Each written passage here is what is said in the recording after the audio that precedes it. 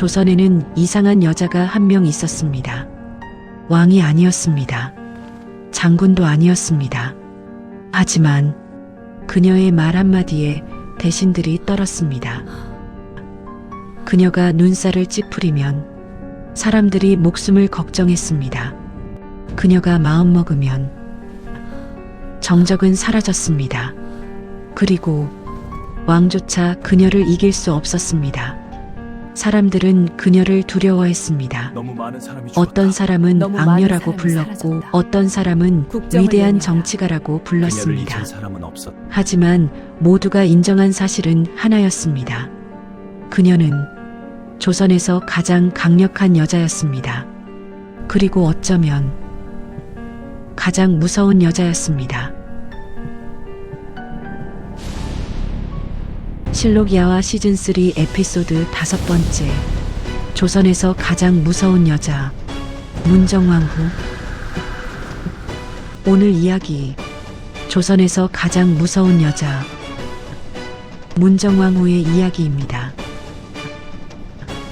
제1부 왕보다 강한 어머니.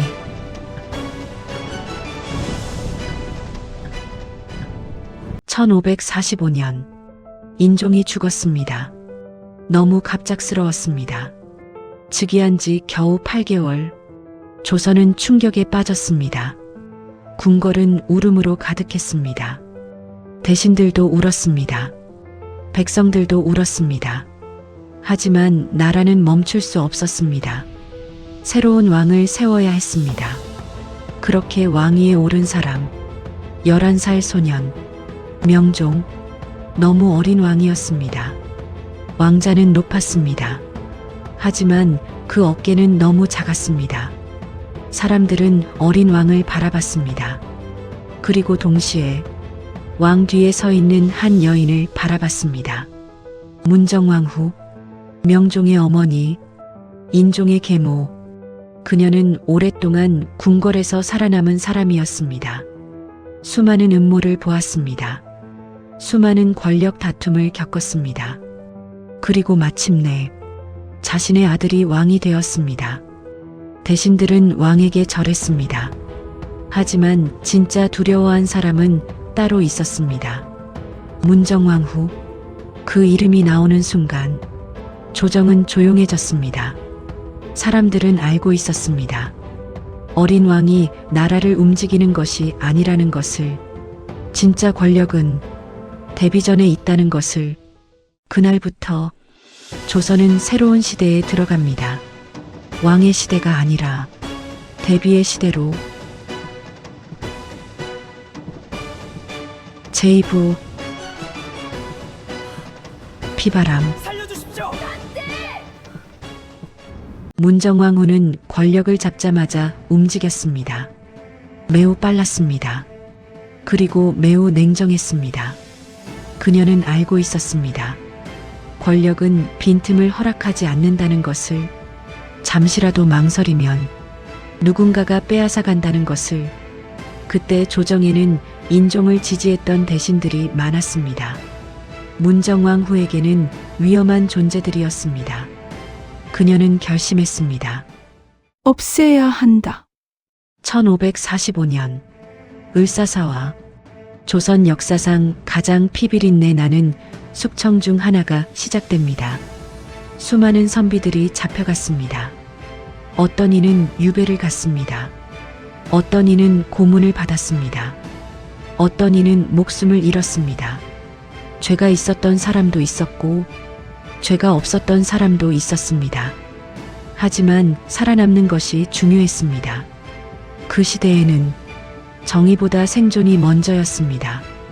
어제까지 함께 웃던 사람들이 하루아침에 죄인이 되었습니다. 가문 전체가 무너졌습니다. 조정은 침묵했습니다.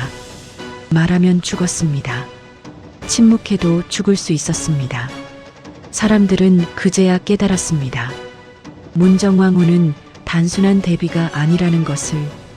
그녀는 권력을 지키기 위해서라면 무엇이든 할 수 있는 사람이었습니다. 제3부 승려를 선택한 여자. 문정왕후는 독실한 불교 신자였습니다. 하지만 조선은 유교 국가였습니다. 신하들은 불교를 싫어했습니다. 사찰은 폐쇄되고 있었습니다. 승려들은 산속으로 밀려나고 있었습니다. 그러나 문정왕후는 달랐습니다. 그녀는 자신의 신념을 굽히지 않았습니다. 사찰을 복원했습니다. 승가를 부활시켰습니다. 그리고 한 승려를 눈여겨보게 됩니다. 젊고 총명했습니다. 말솜씨도 뛰어났습니다. 문정왕후는 그를 신뢰했습니다. 신하들은 반발했습니다. 나라의 근본이 흔들립니다. 유교 국가입니다. 그러나 문정왕후는 물러서지 않았습니다. 왕도 반대하지 못했습니다. 대신들도 막지 못했습니다. 사람들은 수군거렸습니다. 승려가 나라를 움직인다. 하지만 진짜로 나라를 움직이는 사람은 승려가 아니었습니다. 문정왕후였습니다. 제사부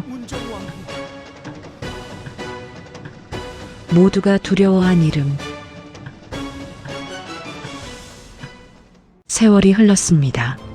명종은 성장했습니다. 소녀는 청년이 되었습니다. 하지만 이상한 일이 있었습니다. 왕은 자랐는데 권력은 자라지 않았습니다. 중요한 결정은 여전히 대비전에서 내려졌습니다. 대신들은 먼저 대비의 뜻을 물었습니다. 왕의 생각보다 문정왕후의 생각이 중요했습니다. 궁녀들도 알고 있었습니다. 내관들도 알고 있었습니다. 백성들도 알고 있었습니다. 조선의 중심이 어디인지 문정왕후는 소리를 지르지 않았습니다. 칼을 들지도 않았습니다. 하지만 그녀의 말 한마디는 칼보다 무서웠습니다. 그녀의 눈빛 하나는 벼슬아치들의 목숨보다 무거웠습니다. 사람들은 그녀를 존경했습니다. 동시에 두려워했습니다. 권력이란 그런 것이었습니다. 많이 가질수록 사람은 외로워집니다. 문정왕후도 마찬가지였습니다. 그녀는 모든 것을 가졌습니다. 그러나 누구도 믿지 못했습니다. 제오부 지워지지 않는 의혹. 시간이 흐르면서 사람들은 다시 인종을 떠올리기 시작했습니다. 너무 갑작스러운 죽음, 너무 이상한 병, 너무 짧은 재위 기간. 조선 최고의 어이들도 원인을 설명하지 못했습니다. 그리고 인종이 죽은 뒤 가장 큰 권력을 얻은 사람, 문정왕후. 사람들은 수군거렸습니다. 혹시 하지만 거기까지였습니다. 더 이상은 말하지 못했습니다. 증거는 없었습니다. 실록도 말하지 않습니다. 기록도 없습니다. 하지만 소문은 사라지지 않았습니다. 수백 년이 지난 지금도 사람들은 같은 질문을 합니다. 인종은 정말 병으로 죽었을까? 아니면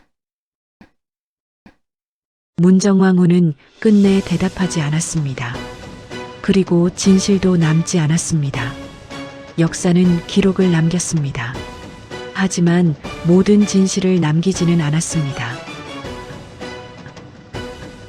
제육부 마지막 권력. 1565년 문정왕후가 세상을 떠납니다. 놀라운 일이 벌어졌습니다. 그녀가 죽자 세상이 바뀌기 시작했습니다. 보호는 유배를 갑니다. 정치도 변합니다. 사람들도 변합니다. 그제야 사람들은 깨달았습니다. 문정왕후가 얼마나 거대한 존재였는지. 그녀는 왕이 아니었습니다. 하지만 20년 동안 조선을 움직였습니다. 왕보다 강했습니다. 대신들보다 강했습니다. 누구보다 강했습니다. 그녀를 사랑한 사람도 있었습니다. 그녀를 증오한 사람도 있었습니다. 하지만 아무도 무시하지는 못했습니다. 그녀는 조선 역사상 가장 강력한 여성 정치가 중 한 사람이었습니다. 엔딩.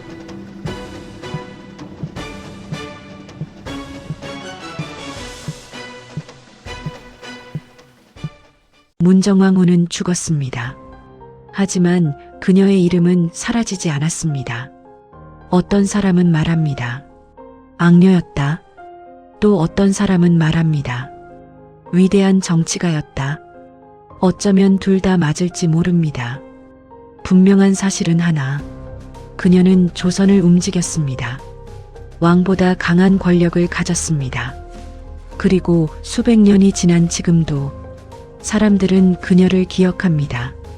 두려움으로, 존경으로, 혹은 의심으로. 오늘 이야기 끝까지 들으셨습니까? 그렇다면 이제 아시겠지요. 왕관을 쓰지 않아도 한 나라를 지배할 수 있다는 것을. 다음 이야기 예고. 다음 실록 야화에서는 승려가 조선을 움직였다. 문정왕후가 가장 신뢰했던 남자 보우의 이야기가 이어집니다.